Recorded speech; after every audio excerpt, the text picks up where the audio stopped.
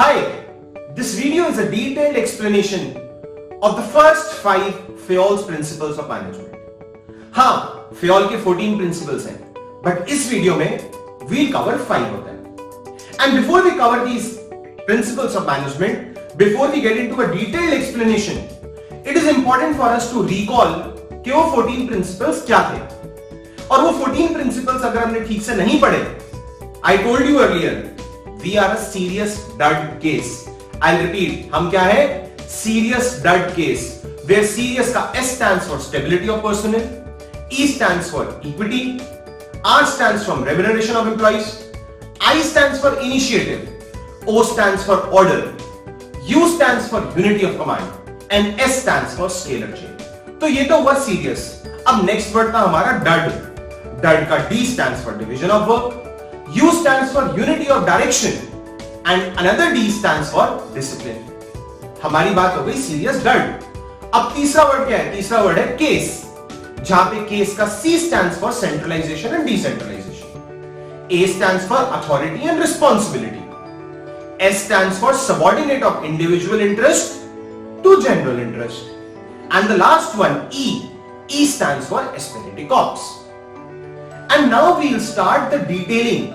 एक बार डिटेल समझते हैं कि प्रिंसिपल्स क्या हैं. The first is division of work. Division of work मतलब एक बड़े टास्क को, एक बड़े असाइनमेंट को, एक बड़े काम को छोटे छोटे पार्ट्स में डिवाइड कर देना. This particular principle states that the work can be performed more efficiently if it is divided to specialized tasks.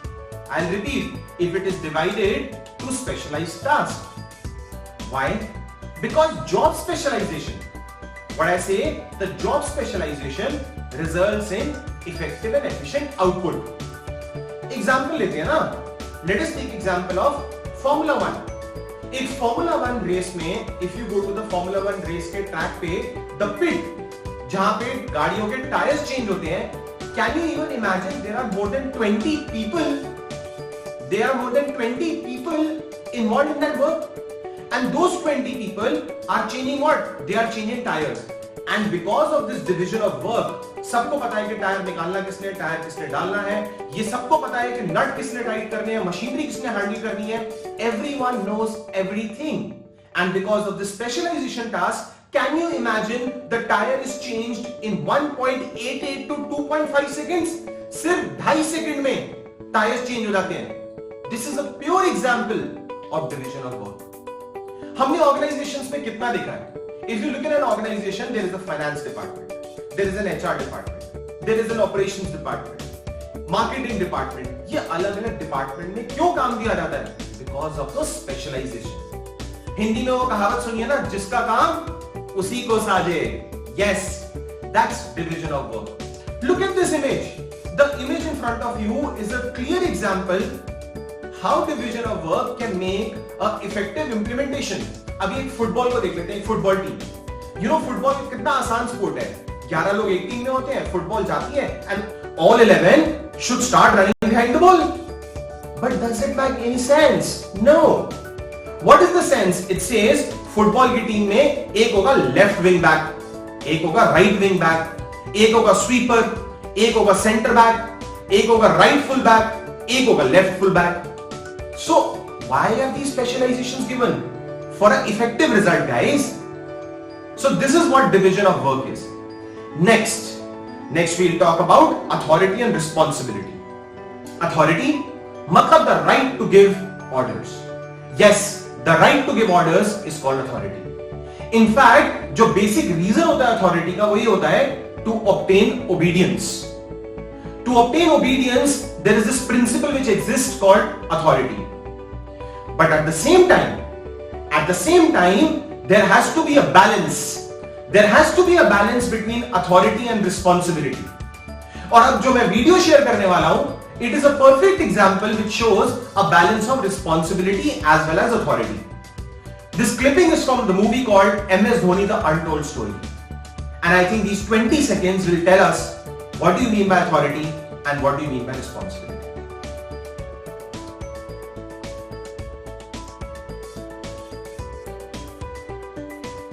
Sir, अगर हमें जीतना है तो हमें कुछ टफ कॉल्स लेने पड़ेंगे. I am taking a tough call today as a captain and I want you sirs to take an important call as selectives who want the betterment of Indian cricket. बात क्या है MS? Sir 3 players अब ODI team में fit नहीं बैठ रहे. And secondly sir, अगर आप लोग मुझे मेरी टीम नहीं दे सकते, मुझे कैप्टन से भी नहीं चाहिए. Sir I have no interest in the captaincy because I can't be a puppet.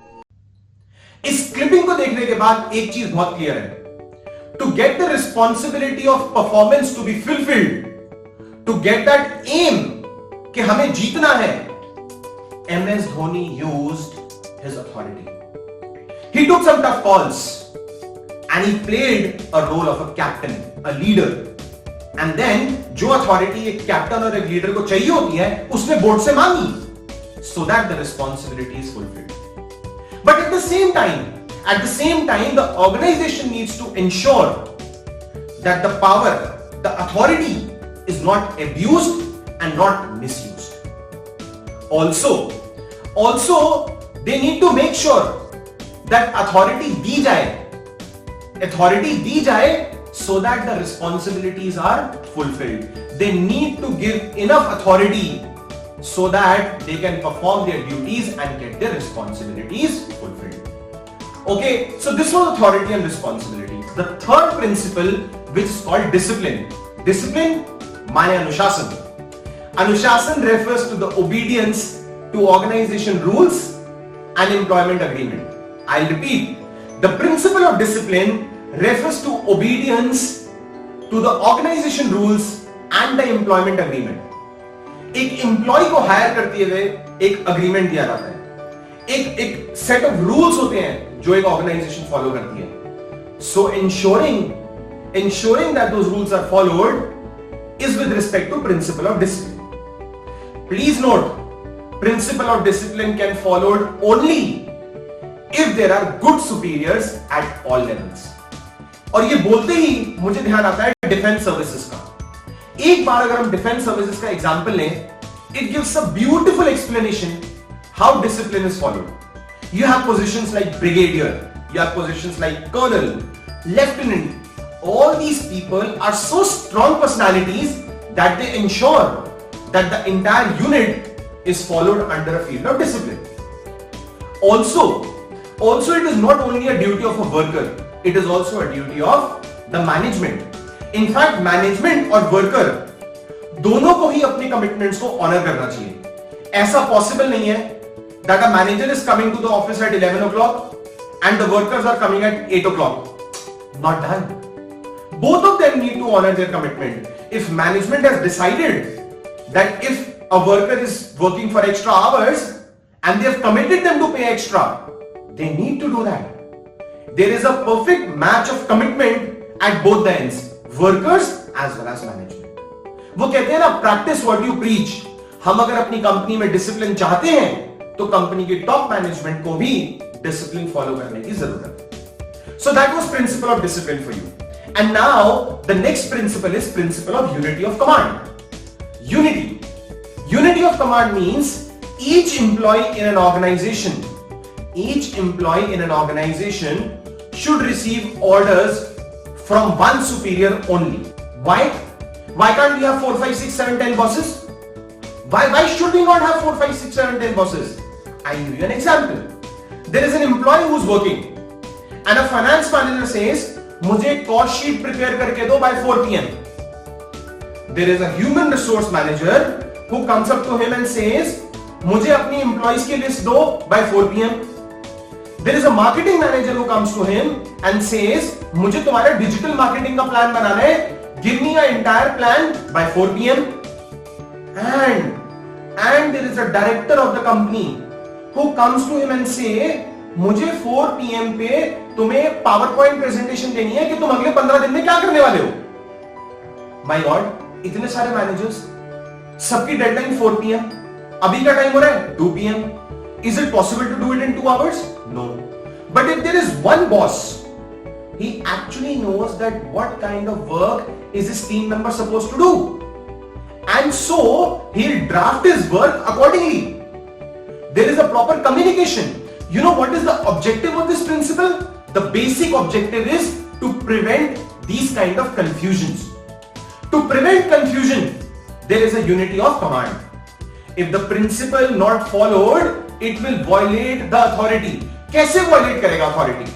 Marketing manager कहेगा मेरा काम नहीं हुआ, डायरेक्टर कहेगा मेरा काम नहीं हुआ, फाइनेंस मैनेजर कहेगा मेरा काम नहीं हुआ. काम तो सभी को कराना है ना उस बेचारे एम्प्लॉय से. But is it possible to do it in 2 hours? No. तो मैनेजिंग डायरेक्टर कहेगा मैं बॉस हूं और तुमने मेरा काम नहीं किया. So it violets the authority. In fact, to get everything into order and to make things stable, this kind of principle is required. अगर ये principle नहीं होगा तो order और stability एक organization में खराब हो जाएगी. We will now discuss unity of direction. Unity of direction states all units of the organization, I'll say all units of the organization should be moving towards same objective. हर unit का objective same होना चाहिए. Basically जितनी भी group activities हैं, the group activities have the same objective which has one head one plan. One head one plan. Objective बहुत simple है इस प्रिंसिपल का, और वो ये कहता है that there should be no overlapping of activities. To avoid overlapping of activities, unity of direction exists. We'll take an example. Let's talk about this big giant called Reliance. Reliance has got Reliance Industries. Reliance has got Jio Telecom. Reliance has got Jio Cloud Computing. Now Reliance is also about Mumbai Indians cricket team. Right? Do you think that Mumbai Indians has got anything to do with Reliance Industries? Or the managing director of Reliance Industries has got anything to do with telecom?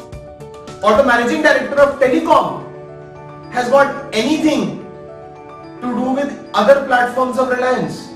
Not at all. Though the different units are working for one business house, but then every unit has its own objective defined, and that's why we say unity of direction exists for an objective which says preventing the overlapping of activities. Please note, unity of direction का जो impact है वो individuals पे नहीं है, वो impact पूरी organization पे होता है. It affects the entire organization. That was unity of direction. And now in the next video we'll cover the next 5 FEOL's principles of management. Thank you.